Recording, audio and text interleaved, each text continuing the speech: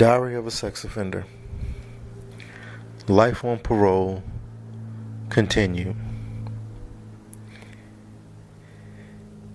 As I mentioned at the end of the last video, I feel like there are two big issues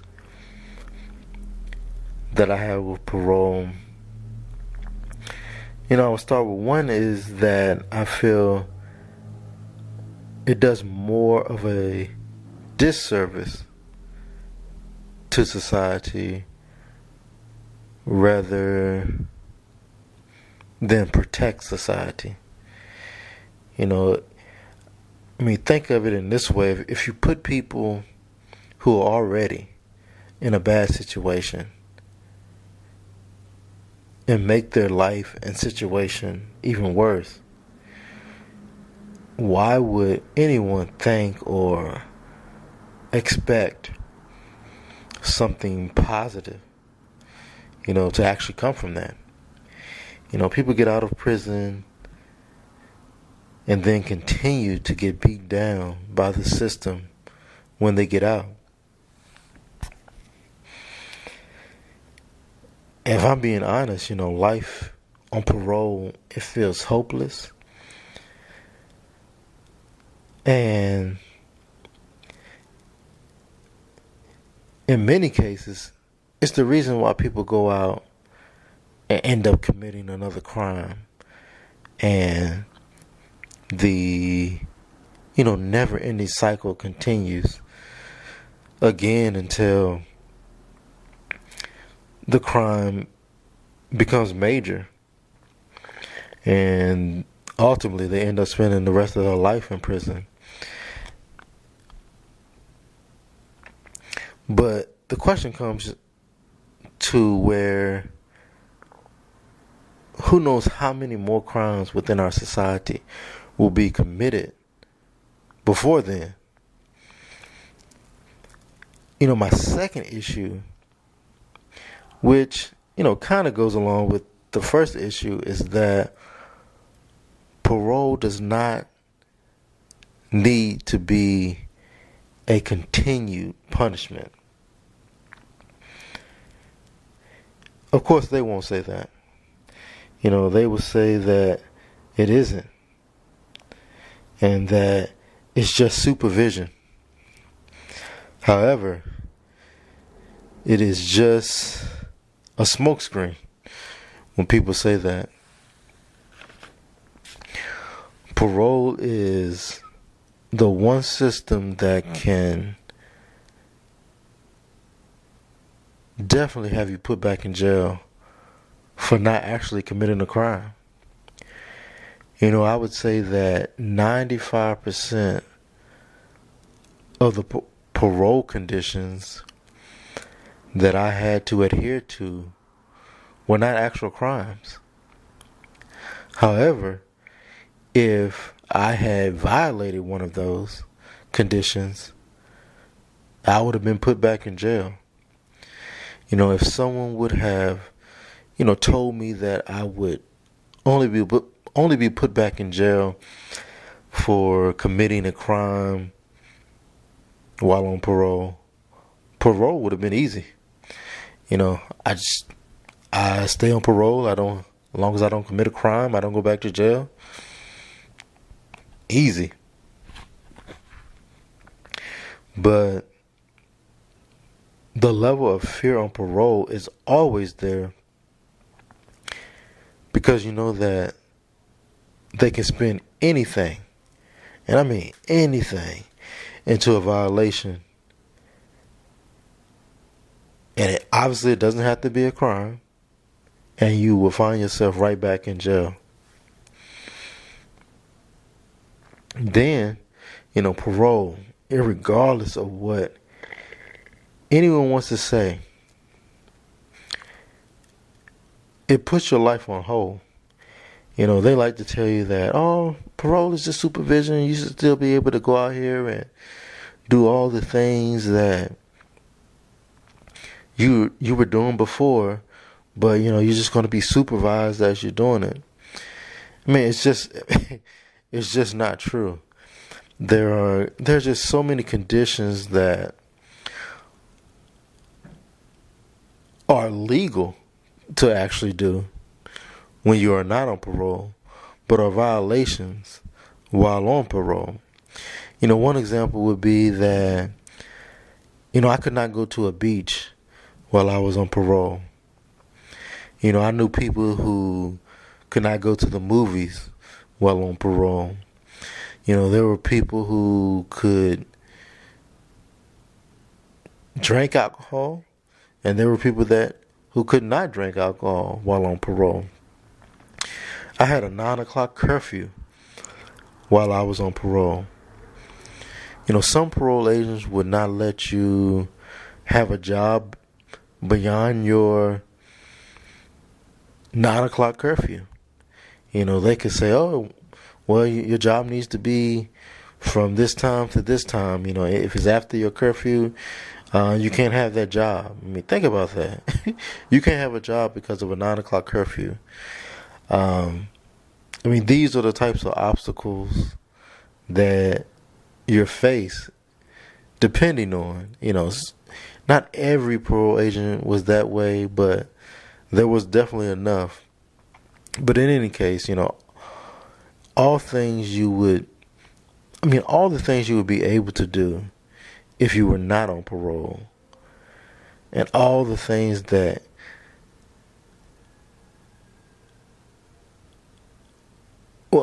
all the things that you were not able to do while on parole are all things that if you weren't on parole, you would be able to do.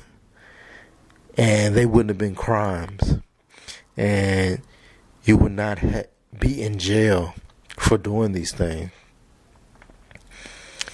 Again, I know I'm not going to get any sympathy, from anyone. One of my favorite lines that I always hear people say when I get to complaining about, parole or some of the circumstances that I was in, at that time was, well, you should not have done what you did, and you would not be going through all these things that you had to go through. And obviously, there's definitely a great amount of truth to that statement. However, there is a small level of ignorance, to that statement as well. Being that we are all human beings, we have all been punished for something at some point, one thing or another.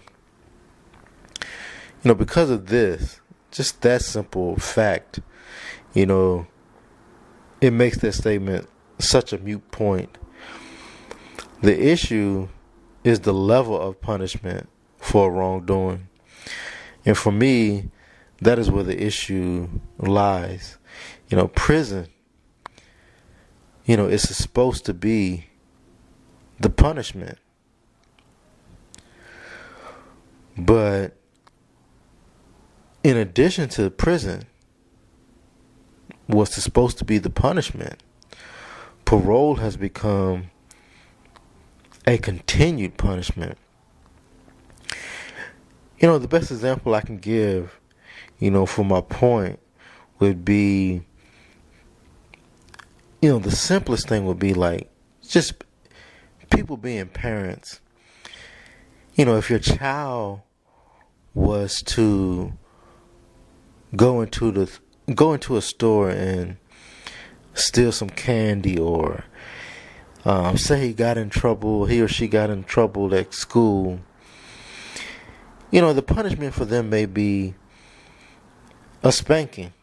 They get home, you're yelling at them, and ultimately you end up spanking them for their wrongdoing, stealing the candy or acting out at school.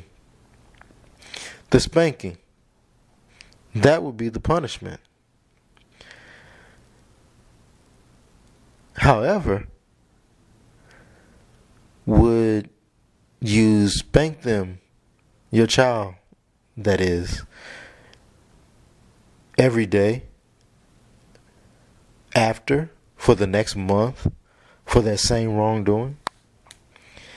I feel like most would say no to that. You're not going to spank your child every day for the next month for stealing a piece of candy or for acting out at school. Now, understand that there are levels. Definitely, there are levels to wrongdoing. Not all are the same. But I guess my point is, even with that being said, the overall principle of punishment is the same. Someone messes up, they get punished, and normally it ends there. The problem lies when someone messes up, they get punished, and then they continue to get punished for the same thing every day, every day, every day. That's where the issue lies. As a sex offender, parole is the spanking every day after prison. That spanking for me was every day for 10 years after prison. The thing is, the system has a perfect position. I mean, they really, really do. Because of the stigma of sex offenders and how strong it is within our society. I mean, there could be the punishment of torture every day for sex offenders, and the system would be able to get away with it. Because, and I mean, there would be no pushback. No one would be, no one would be pushing down lines or ropes trying to change some law. Oh, let them be tortured. That would be, go ahead, let's do it. That would be how it would be. And there would be no pushback. And that's the perfect position that the parole system as well as the criminal justice system is in terms of, especially with this particular crime, because they can make it, I mean, as bad as it is now, they could make it even worse. And no one would ever know about it. No one would ever care about it. And it would be what it would be. And that would be it. It just allows for what I consider extreme punishment, because they know no one will actually go out on the limb and actually defend a sex offender. No one's going out there to defend sex offenders. No matter what the punishment would be, as I said, it could be torture every day, and people will be cautious. I mean, there would just be so many cautious people out there who would not be willing to go out on the limb to defend, a sex offender. It's the reason, politicians, the first thing they do as they are going for office, statewide or whatever, it's always this stern punishment on criminals, and you never hear any of them coming out saying, "Oh, we need to change this or change that," in defense of what we consider criminals in our society. And because of that, there's no sympathy. One of the, another good example of this would be the three strikes law. It went on for years and years. And the reality of it is no one really cared. And because it only affected criminals, who would defend a criminal? Fortunately, there were those few that did eventually step up and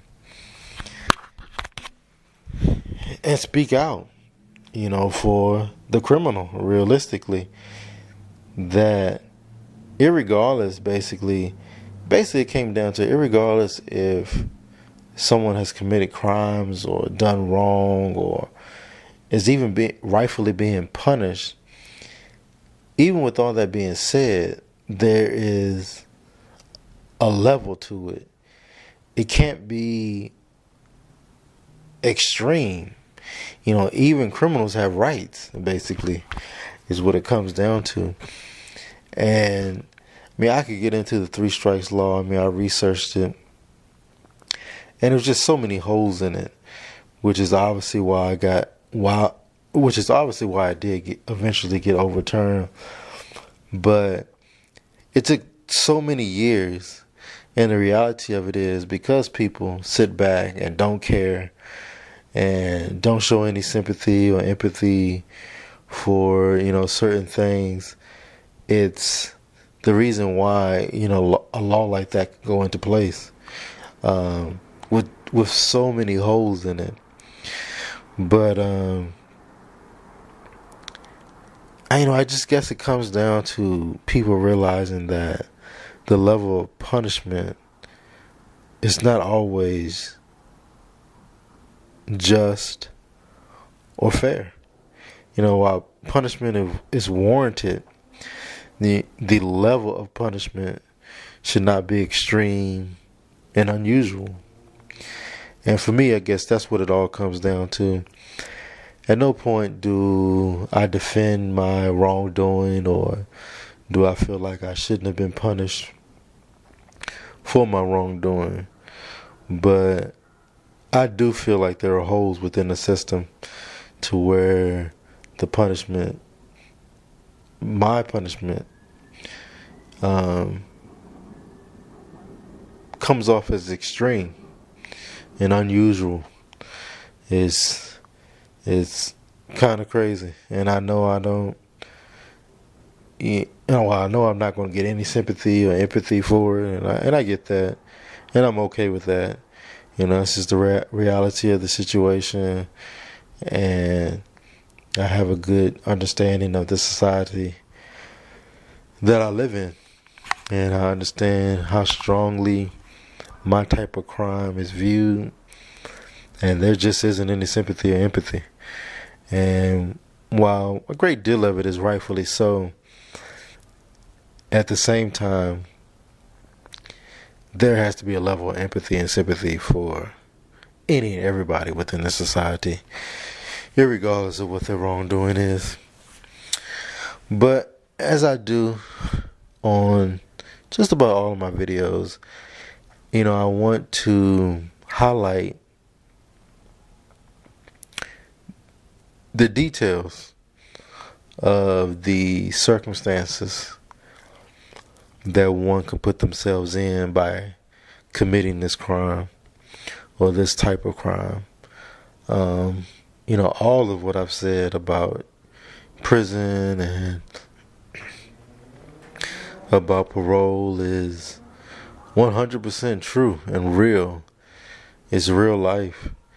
And, I caution anyone who is dealing with demons or dealing with issues to work on yourself and really, really get some help before you find yourself in a heap of trouble and circumstances that I know for sure you don't want to be in.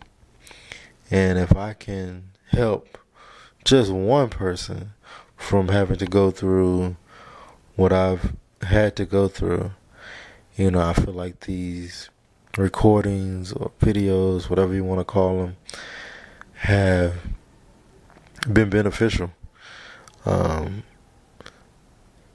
well as if I could help victims or possible victims, I just hope that it's, beneficial. That's really is my ultimate goal, is to kind of put it out there that this is the reality of what happens when you commit this type of crime. This is the severity of this type of crime, and these are the circumstances, these are the outcome, and there's nothing good about it. So I can just hope and pray and hope and pray that someone who's dealing with these types of issues, dealing with these demons, can get some help and never act out in the way that I did. I'm going to leave it here.